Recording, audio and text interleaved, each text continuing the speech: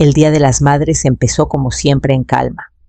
Me preparé un té de manzanilla, corté medio toronja y me tomé mi tiempo regando los claveles que crecen junto a la ventana de mi cocina. No había planes grandes, pero con los años he aprendido a encontrar paz en lo sencillo. A mis 71 años, la tranquilidad es mi propio regalo. Cerca de las 10:30, mi teléfono vibró con un mensaje de Emiliano Pasaremos, en un ratito antes del brunch, con los papás de Clara. Corto, directo, casi como pidiéndome disculpas sin decirlo. De todos modos puse 2 tazas en la mesa y saqué un platito con galletas de limón que había horneado la noche anterior. Llegaron a las 11. Clara se quedó en el coche tecleando en su celular con lentes de sol a pesar del cielo nublado. Emiliano subió corriendo los escalones del porche y me entregó una bolsa de papel. Era de una tienda de ropa de cadena, donde no compro desde hace años, con las esquinas arrugadas y el asa a punto de romperse. «Feliz Día de las Madres», mamá dijo rápido, dándome un beso en la mejilla sin mirarme a los ojos. «Vamos tarde a nuestra reservación», asentí ofreciéndole una sonrisa mientras él bajaba corriendo. Vi cómo el coche se alejaba y luego entré. En la mesa abrí la bolsa y encontré una bufanda de poliéster de color chillón tiesa, al tacto, con una etiqueta de liquidación que decía 199 pesos. Más tarde, mientras navegaba por redes sociales, vi la foto Emiliano radiante mostrando una caja con un collar para Sofía, la mamá de Clara. El pie de foto decía: una belleza de esmeralda de 150,000 pesos para la mujer que define la elegancia. Feliz Día de las Madres, mamá Sofía. Ella se veía deslumbrante, él también. Doblé la bufanda y la guardé en el cajón con los trapos de cocina. Luego me preparé otro té y me senté junto a la ventana. Los claveles empezaban a marchitarse un poco bajo el sol de la mañana, con los bordes curvándose hacia adentro. Los observé en silencio, dejando que el calor de la taza calentara mis manos. 3 días después, Sofía me invitó a tomar el té. Dije que sí. La casa de Sofía era todo lo que la mía, no en cimeras relucientes arreglos florales hechos por alguien más, y un silencio tan perfecto que parecía ensayado. La empleada me abrió la puerta y ofreció tomar mi abrigo, pero preferí colgármelo en el brazo. No planeaba quedarme mucho. Sofía me recibió en el solarium con 2 tazas de té de porcelana, ya servidas, sus labios pintados de un coral suave que combinaba con las rosas a su lado. «Amalia, qué bueno que pudiste venir. Pensé que después del domingo, un poco de calma nos vendría bien». Asentí con cortesía. Fue un evento muy bonito. «¿Verdad que sí?», dijo, con los ojos iluminados. Emiliano me sorprendió con ese collar. No esperaba esmeraldas, pero dijo que le recordaban la blusa de seda verde que usé en la cena de compromiso. Siempre se fija en los detalles. Revolví mi té despacio. Siempre tuvo buena memoria. Ella soltó una risa ligera. «Supongo que eso lo sacó de ti». Hubo una pausa. Luego, más suavemente, añadió: «Siempre le he dicho a Emiliano que invertir en el legado importa. No se trata solo de amor, es de llevarnos a los círculos donde pertenecemos». Sonreí, pero mis dedos se apretaron contra el platito. Esa es una filosofía muy pensada. Ella se recargó cruzando las piernas. «Sabes, admiro cómo has apoyado a Emiliano todos estos años. Creo que es nuestro papel, el de nuestra generación, preparar a la siguiente. No estaría donde está sin tus sacrificios de antes». Casi me atraganto con la palabra de antes, como si hubieran terminado ahí. «Seguro está agradecido», continuó ajena. «Pero ahora le hace bien valerse por sí mismo. Mi esposo siempre decía: los chicos se hacen hombres cuando dejan de apoyarse en sus madres». Terminé mi té de un sorbo largo y dejé la taza en la mesa. En el camino a casa no encendí el radio. Solo escuché el zumbido quedito de las llantas y dejé que sus palabras rebotaran en mi cabeza. Al llegar, fui directo a mi recámara y saqué la caja de zapatos de debajo de la cama, la que tenía mi letra Recibos de Emiliano. La caja pesaba más de lo que recordaba. No por su peso, sino por lo que cargaba. Me senté en el suelo con las piernas cruzadas como no lo hacía en años, y abrí la tapa. Adentro había folders sobres y notas escritas a mano, la prueba de una vida vivida tras bambalinas. El primer papel que saqué fue una factura de la matrícula de la UNAM de hace 15 años, pagada en su totalidad. Mi nombre estaba garabateado en la esquina inferior con tinta azul ya desvaída. Recordé el momento exacto en que firmé ese cheque sentada en la mesa de la cocina con un segundo trabajo en puerta y la hipoteca atrasada un mes. Emiliano había llamado ese día desesperado porque perdería su inscripción si el pago no llegaba antes del viernes. Lo hice posible vendiendo una pequeña colección de libros de jardinería antiguos que mi difunto esposo me había regalado. Luego estaba el contrato de renta de su primer departamento, el comprobante del enganche que ayudé a cubrir cuando compró la casa con Clara. Recibos de despensa del año en que estuvo sin trabajo. Un boleto de avión a Cancún para Navidad que nunca me reembolsaron. Notas garabateadas en sobres. Emiliano necesita ayuda con los servicios o $9,000 para arreglar el coche. Todos esos sacrificios callados y sin registro para el mundo vivían ahora en esta caja. No por culpa, no por reconocimiento, solo para recordar lo que fue real. Sostuve una hoja más tiempo que las otras, una carta que le escribí, pero nunca envié. Era del año en que cumplí 60, cuando empecé a sentir el peso de la edad, aunque nunca lo dejé ver. Si algún día me voy, antes de que hagas hablado de verdad, decía, quiero que sepas que todo lo que di vino de una parte de mí, que no necesitaba nada a cambio. La doblé y la volví a guardar al fondo. Esa noche, después de lavarme los dientes, puse la bufanda en el tocador. Ahí estaba como un símbolo, chillona, ruidosa, vacía. A la mañana siguiente fui al banco.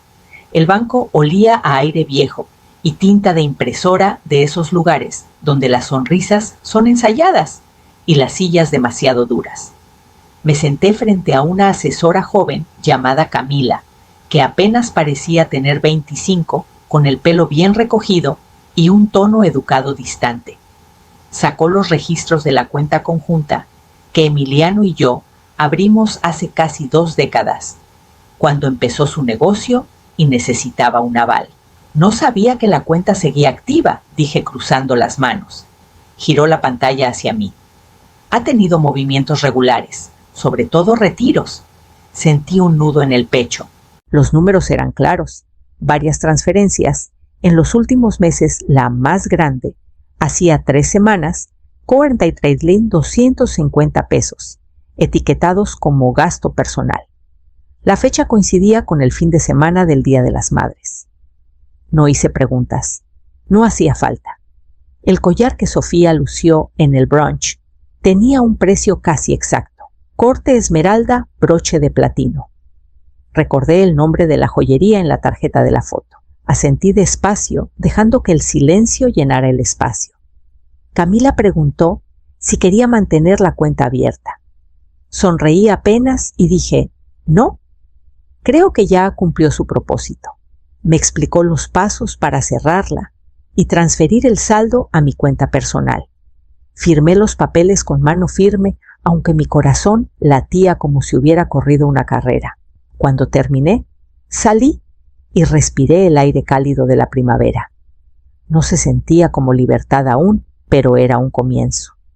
Esa noche me senté junto a la ventana y vi cómo el sol se escondía tras los arbustos.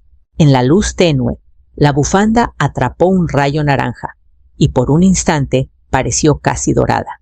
Casi. La doblé con cuidado y la puse al fondo del cesto de la ropa sucia. Al día siguiente, recibí una invitación a un brunch, solo familia, dijo Emiliano. Clara haría sus famosos panecitos de limón y romero, y Sofía quería un momento especial con las 2 mamás. Acepté. Ya sabía qué bufanda iba a usar. El brunch fue en su comedor lleno de luz, todo arreglado como si fuera una sesión para una revista de estilo. Servilletas de lino blanco, ramitos de lavanda en cada lugar, un pay de frutas espolvoreado con azúcar glass. Sofía estaba a la cabecera, por supuesto, con su collar de esmeralda brillando cada vez que movía la barbilla. Me puse la bufanda, la até flojita alrededor del cuello, tiesa e incómoda, pero cumplía su propósito. Emiliano la notó en cuanto entré. Sus ojos la vieron y luego se desviaron rápido, como si mirarla demasiado pudiera deshacer algo. Clara hablaba de cosas triviales. El clima, el nuevo paisajismo, lo difícil que era conseguir buen lino esta temporada. Sofía reía en los momentos justos, tocando la mano de Clara, como si ya fueran parte de un club exclusivo. Yo tomaba mi té y escuchaba. Cuando Emiliano se levantó para brindar por las mujeres increíbles que hicieron posible esta familia, sentí el peso de la actuación en su voz. Su copa chocó suavemente contra la de Sofía. Luego se volvió hacia mí. Y por mi mamá, por todo lo visible y lo invisible. No levanté mi copa, solo asentí. Después del postre, me encontró en el pasillo, cerca del viejo reloj de pie que una vez arreglamos juntos cuando era niño. Cuidó sus palabras. He estado pensando, dijo, en expandir el negocio otra vez. Hay una oportunidad en Puerto Vallarta, una sociedad inmobiliaria. Me vendría bien una firma para la primera etapa. Lo miré clara y firme. ¿Me estás pidiendo ayuda? Bueno, solo una firma. Es algo simbólico, mamá. El banco confía en mí. Parece que más de lo que yo debería, dije con suavidad. Parpadeó. ¿Qué quieres decir? Toqué la bufanda ligeramente. Le diste un collar a la mujer que no invirtió nada en ti. Y le pediste más a la que lo dio todo. Se quedó pasmado, como si hubiera jalado algo del pasado que él olvidó que importaba. Me fui poco después con mi té a medio tomar. Esa noche le escribí a mi abogada Paloma Rivas. Había que revisar el fideicomiso. Paloma me recibió en su oficina al día siguiente. Había envejecido con gracia desde la última vez que nos vimos, el mismo chongo impecable, los mismos lentes de armazón serio. Escuchó sin interrumpir mientras le explicaba lo que había que cambiar. El fideicomiso original nombraba a Emiliano como único beneficiario. Eso ya no era aceptable. Quiero reestructurarlo, dije. Crear un fondo condicional para mi nieta Renata. Es la única que aún me llama para preguntar cómo estoy. Paloma asintió sus dedos ya moviéndose en el teclado. ¿Alguna condición? Quiero que lo reciba a los 25 si se inscribe en la universidad o se compromete con un programa sin fines de lucro por al menos un año. Y quiero que Emiliano salga de cada línea. Paloma levantó la vista. ¿Entiendes que esto podría complicar las cosas? Crucé las manos. Que se compliquen. Llevo 71 años evitando olas. Ahora estoy lista para nadar. Sonrió ligeramente, imprimió los borradores y me los dio para revisarlos. Leí cada palabra 2 veces antes de firmar. Prometió registrar los cambios esa semana y enviarme una copia. Lo que ninguna de las dos notó hasta después fue que mi correo tenía una función de reenvío automático a la cuenta de negocios de Emiliano. La configuró hace años cuando me ayudó a digitalizar mis papeles financieros. Esa noche no recibí llamadas. A la mañana siguiente, mi teléfono se encendió antes del amanecer. 17 llamadas perdidas, todas de Emiliano. Para el mediodía había enviado 5 mensajes. Mamá, por favor no hagas esto. ¿Podemos hablar? ¿Por qué haces esto? ¿Es por el brunch? Por favor, contesta. No respondí. En cambio, me serví un café recién hecho. Abrí la ventana para dejar entrar la brisa y moví la bufanda del tocador al fondo del cesto de la ropa. A mediodía sonó el timbre. Sofía estaba afuera con perlas y una sonrisa demasiado grande para ser sincera. Abrí la puerta despacio. Sofía estaba ahí, con una caja de pasteles y una sonrisa que gritaba negocios, no amabilidad. No la invité a pasar de inmediato. Esperé a que lo pidiera. Pensé que podíamos platicar, dijo echando un ojo a mi recibidor. Ha habido tensiones. Me hice a un lado. Puedes dejar los zapatos puestos. Nos sentamos en la mesa de la cocina. Le ofrecí té por cortesía, pero lo rechazó y abrió la caja de pasteles, como si eso suavizara su presencia. Cruzó las manos con cuidado, tamborileando los pulgares. Espero no te moleste que viniera, dijo, pero Emiliano está angustiado. Dijo que hubo un cambio en tu testamento. No dije nada. Se inclinó hacia adelante bajando la voz. Entiendo que las emociones se pueden desbordar en los eventos familiares, pero quitarlo podría tener consecuencias legales. No querrás arrepentirte de algo hecho con coraje. La miré. ¿Crees que esto fue por coraje? Parpadeó midiendo sus palabras. Mira, siempre he admirado cómo criaste a Emiliano, pero también tenemos que prepararlo para el mundo en el que vive ahora. En nuestra familia creemos en el legado, un legado sólido, refinado. Por eso apoyamos sus decisiones. Tomé un sorbo de té, dejando que el silencio creciera. Añadió con un tono demasiado casual. Me contó lo de la cuenta conjunta vieja. Solo la usamos 1 o 2 veces cuando el flujo de efectivo estaba apretado. Así que lo sabía. Lo sabía antes de siquiera tocar mi puerta. ¿Te refieres a la que yo abrí y financié? Pregunté con suavidad. Sí fue útil para todos. Se movió en su silla. Solo no quiero que las cosas se pongan feas. Me levanté. Ya lo están. No discutió. Tomó su bolsa, murmuró algo sobre esperar que encontráramos un punto medio y salió sola. Me quedé en la mesa mucho después, con el té frío y el corazón firme. Por primera vez no sentí culpa. Me sentí limpia. Al día siguiente me reuní con mi asesor financiero y cancelé todo acceso que Emiliano aún tenía. Para el mediodía todo estaba listo. El nombre de Emiliano fue borrado de todas las cuentas vinculadas. Su tarjeta, la que le dejé usar por si acaso, después de que lo despidieron hace 6 años, quedó desactivada para siempre. Los códigos de acceso al fideicomiso, los documentos de la propiedad y los poderes de seguros fueron cambiados. Fue silencioso, rápido y extrañamente satisfactorio. Esa noche mi teléfono vibró con un mensaje de Clara. ¿De verdad era necesario? No respondí de inmediato. Leí las palabras 3 veces, luego escribí una sola sí. No hubo respuesta. En cambio, pasé el resto de la tarde ordenando papeles en mi estudio, organizándolos en carpetas etiquetadas. Para Renata hice un sobre aparte, una carta escrita a mano en papel grueso, explicando las decisiones que tomé y la historia que nos trajo aquí. Le conté del préstamo que le di a Emiliano para su negocio, las llamadas de medianoche, cuando no podía pagar la renta el día de su graduación, que vi sola desde la última fila, porque los suegros ocuparon mi lugar. Le conté la verdad, no para lastimar a su papá, sino para prepararla para un mundo donde el silencio a menudo se confunde con aprobación. Cuando terminé, metí la carta en una carpeta marcada, abrir a los 25. La sellé, la guardé en una caja fuerte y puse la llave donde solo ella la encontraría algún día cuando importara. Afuera, el viento arreció. Los árboles rozaban la casa como recuerdos, intentando volver. Saqué la bufanda del cesto de la ropa y pasé los dedos por su borde. Se estaba deshilachando un poco en la orilla con las costuras débiles, justo lo suficiente para mostrar que no fue elegida con cuidado.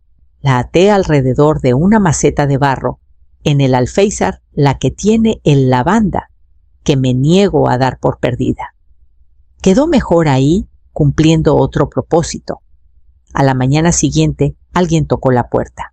Cuando la abrí, Renata estaba en el porche con su mochila al hombro y folletos de universidades en la mano. Renata estaba ahí con las mejillas sonrojadas y los ojos nerviosos, aferrándose a un montón de folletos de universidades como si pudieran protegerla de una decepción. «Espero que esté bien que viniera», dijo. Me hice a un lado. «Claro que está bien». Se sentó en la mesa de la cocina donde el sol pegaba justo en la esquina. Preparé té y corté el último pay de limón que guardaba en el congelador. No dijo mucho al principio, solo jugaba con la esquina de un folleto de la UNAM y miraba alrededor como si no supiera qué encontraría. «Mamá dijo que no querrías verme», susurró al fin. «Pero no vine por ella». La dejé hablar a su tiempo. Sacó de su mochila una hoja arrugada, una solicitud de beca. «Estoy solicitando ciencias ambientales. Quiero trabajar en restauración, tal vez en bosques o humedales algún día». Sonreí. «A tu abuelo le habría encantado eso». Levantó la vista sorprendida. «Te refieres al papá de papá», sentí. Amaba los árboles más que a la gente a veces. Soltó una risita suave y la tensión se deshizo un poquito. Fui al aparador y saqué una cajita envuelta en terciopelo azul. «La guardaba para cuando decidieras», dije. Adentro había un guardapelo sencillo, de plata, con una foto diminuta de Emiliano recién nacido, acunado en mis brazos. Mi sonrisa en esa foto estaba cansada, pero llena. Renata lo sostuvo con cuidado, pasando el pulgar por la imagen. «No sabía que esto existía», murmuró. «Hay mucho que no te contaron», dije con suavidad, «pero he escrito algo de eso. Es tuyo para leer cuando estés lista». Se quedó toda la tarde mostrándome sus ensayos y preguntándome por su papá de pequeño. Cuando se fue, me abrazó fuerte, no por culpa, sino por algo más profundo. Tal vez comprensión. Esa noche encendí una vela junto a la ventana y dejé que el silencio se sentara a mi lado, no vacío, sino ganado. A la mañana siguiente salí a caminar por el jardín por primera vez en meses. El jardín había cambiado mientras estuve ocupada atendiendo todo lo demás. El romero se había espesado en el camino trasero en lavanda, a pesar de batallar toda la primavera, empezaba a florecer con una insistencia suave. Caminé despacio entre los arriates, respirando el verde y dejando caer los hombros. Por primera vez en semanas. Hay una quietud que se asienta en una vida cuando dejas de disculparte por ella. Pasé demasiados años midiendo mi valor, por lo que daba muy pocos reconociendo lo que guardé. La verdad es que nunca necesité gestos grandes ni regalos caros. Solo quería que me vieran clara, plenamente sin adornos. Después de caminar, pasé por la biblioteca a devolver un libro y terminé quedándome 2 horas ayudando a un pequeño a encontrar su camino en una novela que apenas podía pronunciar. Su mamá me sonrió y agradeció como si hubiera hecho algo extraordinario, pero en realidad solo estaba siendo quien siempre he sido, una mujer que aparece, que se queda callada, que da. Solo que ahora doy diferente. Emiliano aún llama a veces, no todos los días y nunca de noche.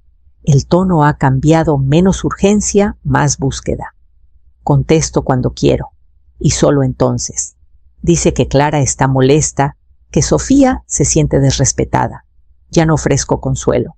Ofrezco verdad cuando me la piden y silencio cuando no. Renata me escribe cartas ahora. De las de verdad en papel con manchas de tinta y dibujos en los márgenes.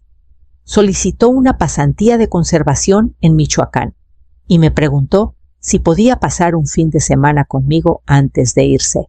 Ya preparé la recámara de huéspedes. En cuanto a la bufanda, sigue atada alrededor de la maceta de lavanda descolorida, ahora un poco deshilachada, pero sosteniendo una flor que tardó más de lo esperado en abrirse. Hay una dignidad en florecer tarde, una fuerza en no ser cortada. Y cuando pienso en el Día de las Madres, ahora no pienso en el collar, ni en el brunch, ni siquiera en la bufanda. Pienso en el jardín, pienso en mi nombre y lo dejo crecer.